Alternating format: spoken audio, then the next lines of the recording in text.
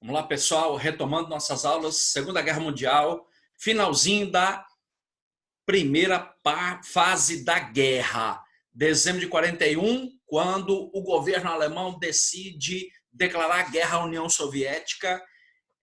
Além disso, nós temos o ataque japonês à base militar de Pearl Harbor, né, levando os Estados Unidos a entrar no conflito. Essa é a parte 4 da nossa aula de Segunda Guerra Mundial. Lembrando que nós falamos no finalzinho da parte 3, que é justamente que os americanos provocaram esse ataque japonês para entrar no conflito. Como eles provocaram o ataque japonês? Bloquearam os bens do governo japonês que estavam nos Estados Unidos, navios mercantes, bens, depósitos bancários, etc., provocando o ataque do governo japonês. O governo japonês promove o ataque à base militar de Pearl Harbor, né? Morrem 2.300 marinheiros norte-americanos, cerca de 5 porta-aviões com mais de 20 anos foram afundados, né? Dizem até que os americanos deixaram de propósito, o que leva os americanos a entrar no conflito. Entrando no conflito, o que vai acontecer? Né? O governo americano declara guerra ao Japão. De um lado, você tem o eixo, que é o eixo Roma, Berlim e Tóquio, né? Eixo Roberto, e do outro lado, os aliados. E aí o que vai acontecer? Os Estados Unidos entram ao lado dos aliados, declaram guerra ao Japão. Hitler declara guerra aos Estados Unidos.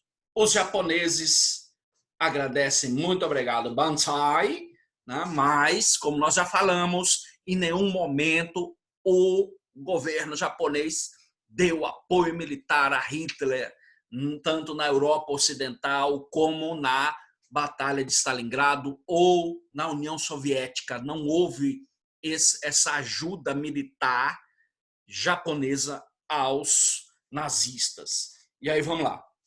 Segunda fase da guerra, derrotas do eixo, 1942-43, né? É o chamado início da derrota dos alemães. Julho de 42, fevereiro de 43, uma batalha que dura aí cerca de 8 meses na cidade de Stalingrado. Lembra que nós falamos que os alemães atacaram, né? A União Soviética não é atacar toda a União Soviética, mas é atacar em forma de tripé. 3 cidades, Leningrado, Moscou e Stalingrado.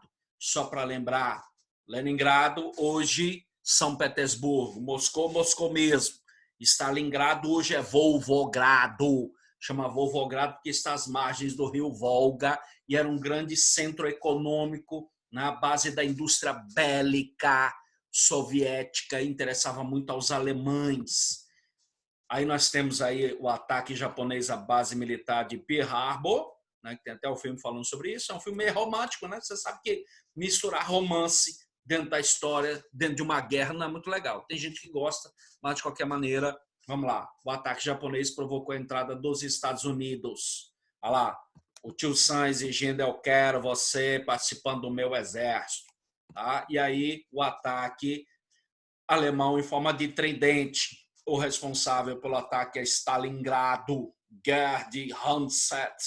Olha lá, os caras vão, né, marcham em direção a Stalingrado em dezembro de 41, chegam mais ou menos, a guerra começa em julho.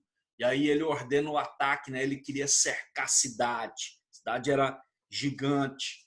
E aí quando 2 milhões de habitantes, o que vai acontecer? Ele cerca a cidade. Só que aí tem um problema, né? Os russos ficam aguardando, venham atacar, entrem. E aí eles tiveram, o exército alemão teve que entrar, a tática alemã, entrar casa por casa para querer tomar a cidade de Stalingrado, só que aí eles não tinham capacidade militar para isso. Muitos historiadores atacam o inverno. Dizem: olha, foi o inverno russo, 40 graus abaixo de zero, né? Que os alemães não estavam preparados.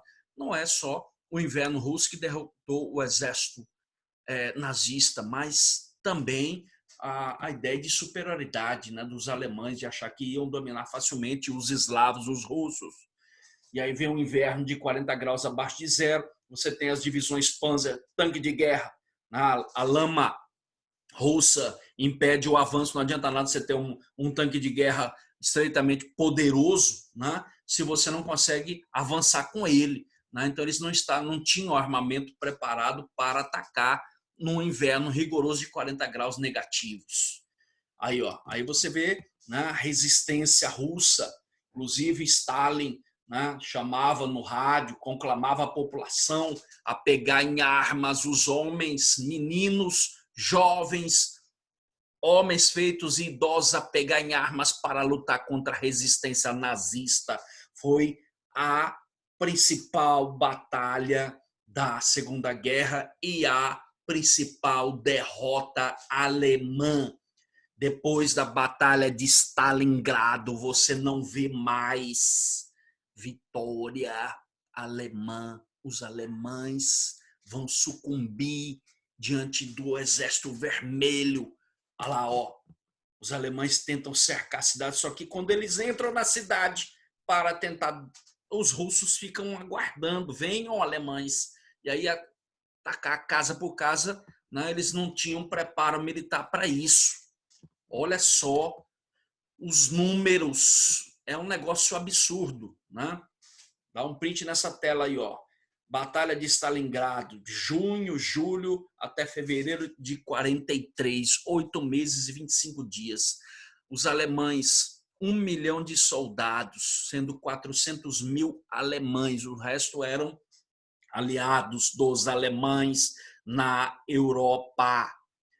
Perdas, 750 mil mortos.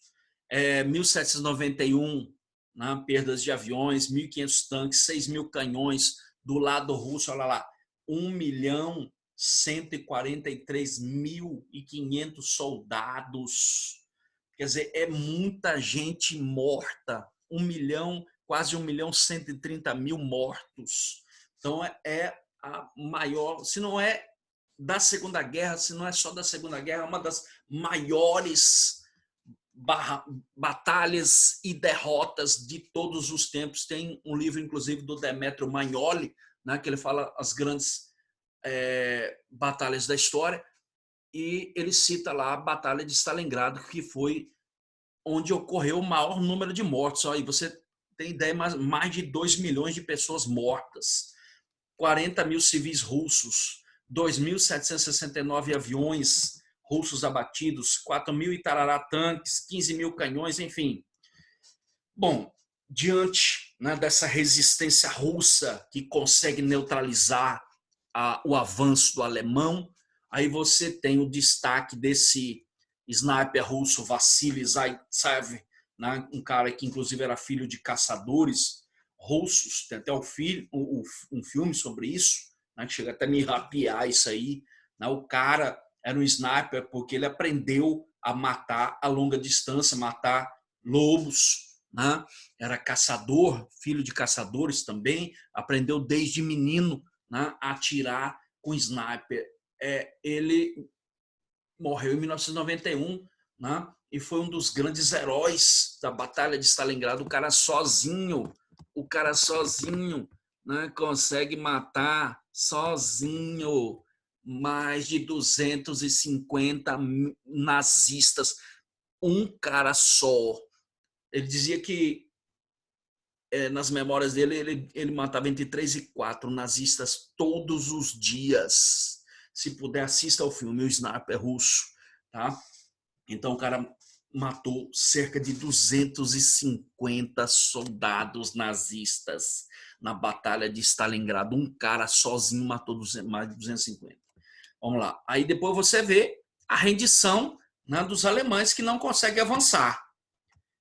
Aí, ó, a rendição dos alemães, eles foram obrigados a se render, né? O general Frederick Paulus, esse que está aqui do lado, que era o comandante geral das tropas nazistas na União Soviética, manda um telegrama, naquela época não tinha WhatsApp, né? Manda um telegrama para Hitler e diz: olha, nós precisamos nos rendermos, porque nós não vamos conseguir avançar, não temos combustível, não temos armamento, não temos alimentos, ou seja, estamos lascados, vamos nos entregarmos. Aí Hitler não, chamou o general Frederick Paulus, o elevou a cargo de Marechal Frederick Paulus, achando que ele fosse cometer suicídio, né? E ele agradeceu, falou muito obrigado, elevou o cargo maior dentro do exército, que é marechal de guerra, né? E Frederic Paulus assinou os termos da rendição russa, da rendição nazista perante os russos. Olha lá, só para lembrar, essa segunda fase da guerra, as derrotas do eixo, 1942-43, a batalha em que os japoneses são praticamente a sua força aérea praticamente destruída na batalha de Midway no Pacífico, a batalha em que aquele que era chamado de peso morto na guerra, né? Os italianos são derrotados na batalha de El Alamein. Então são 3 batalhas que representam as derrotas do eixo. Primeiro, Midway, com o Japão, El Alamein no Egito e a batalha de Stalingrado. Então, alguns historiadores chamam esse momento de derrotas do eixo de recuos do eixo, tanto faz, tá? No momento que você tem as derrotas do eixo Roma, Berlim e Tóquio, tá? Olha lá, derrota da Itália e tal. Lembrando que o Brasil, né, governado por Getúlio Vargas, é pressionado pelo governo Roosevelt norte-americano a entrar no conflito. E aí envia, né, em novembro de 1944, 25.334 soldados. Eu cheguei, inclusive, a fazer a pesquisa no Maranhão sobre a memória dos ex-combatentes, chama-se A Cobra Fumou, que é o símbolo da Força Expedicionária Brasileira. Diziam que o Brasil só ia para a guerra se uma cobra fumasse. 25.334 soldados. 169 maranhenses foram para a guerra. 38 desses 169 efetivamente foram para o front de batalha. Nenhum maranhense morreu, ainda bem. Morreram 456 brasileiros mortos, mas nenhum maranhense. Mussolini foi preso e fuzilado, linchado por guerrilheiros comunistas com sua mulher, Clara Petacci. No final da guerra, inclusive, era vendido aí, ó. Isso aqui era o símbolo da Força Expedicionária Brasileira, FEB, uma cobra fumando. Aí a Clara Petacci e o Mussolini, né, que foram mortos no final da guerra, seus corpos foram esticados num posto de gasolina e essa foto foi vendida, né, para muitos brasileiros como souvenir, como lembrança de guerra. Inclusive eu conheci um padioleiro, Raimundo Barros, né, que já morreu em 2006, 2007, que ele tinha uma foto original dessa vendida na época, tá? E aí a última fase da guerra, só para lembrar, a fase do avanço dos avanços dos aliados, 1944-45, e o término da guerra. A gente volta já, tá, para comentar essa parte final da Segunda Guerra Mundial. Não percam, dê um likezinho lá embaixo, se inscrevam no canal, mantenha vivo o nosso canal. Professor Sérgio Neto, aguarda vocês, espera vocês, conto com vocês. Volto daqui a pouco com a última fase da guerra.